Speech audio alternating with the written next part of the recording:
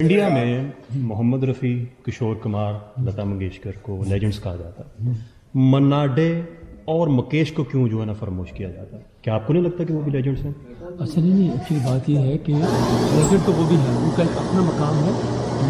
منا ڈے صاحب کیونکہ کلاسیکل کے بہت بڑے سنگر تھے، ان کا ایک اپنا مقام ایک چترنار بڑی ہوشیار مقابلہ جی جی سارے ٹوٹلی ٹھیک. لیکن جو مکیش صاحب تھے کیونکہ ہر ایک وہ ایک سب کی ایک لمٹ تھی جی ٹھیک ہے.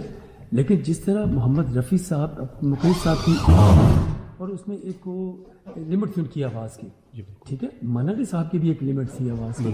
کلاسیکل سنگر وہ بہت بڑے تھے، لیکن پلے بیک اگر سنگر کو پیدا ہوا ہے وہ تو محمد رفیع صاحب ہی ہے. سر ایک وقت میں تو مناڈے اور رفیع کا مقابلہ کیا جاتا تھا، تو یہ کشور کمار کو تو جو ہے نا انہوں نے کہا تھا، نشاد نے کہا تھا کہ یہ ایک نان گرامرس جسے گرامر کا نہیں پتا، ان کو آپ اس کے مقابلے میں کیوں نہیں آئے؟ اچھا نہیں ایسا بالکل بھی نہیں ہے.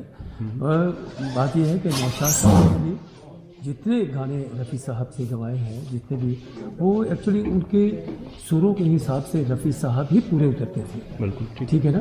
حالانکہ منا ڈے صاحب بھی وہ اپنا کر سکتے، لیکن ان کی آواز میں وہ جو اللہ تعالیٰ نے ایک خوبصورتی جو ایک کھنک دی ہوئی تھی نا، وہ کسی اور کے حصے میں آئی نہیں ہے، نہ ہندوستان میں نہ پاکستان میں. آخری سوال، 14ویں کا چاند ہو یا ماہتاب ہو، آپ نے بھی گایا، کیا آپ کو لگتا ہے کہ اگلے 100 سال میں، پچھلے 100 سال میں بھی پیدا نہیں ہوئے رفیع، اگلے 100 سال میں کیا پیدا ہوگا؟ نہیں بالکل بھی نہیں. رفیع صاحب بتا رہا ہوں نا، ہم بھی تو ان کی پاؤں کی خیرات کی جو ہے نا وہ گا رہے ہیں جو ہے نا، مگر نہ رفیع صاحب جیسا کوئی زندگی میں پیدا ہو ہی نہیں سکتا. جزاک اللہ سر، بہت شکریہ سر، بہت شکریہ. آئے میں چھوڑ کے ہوں.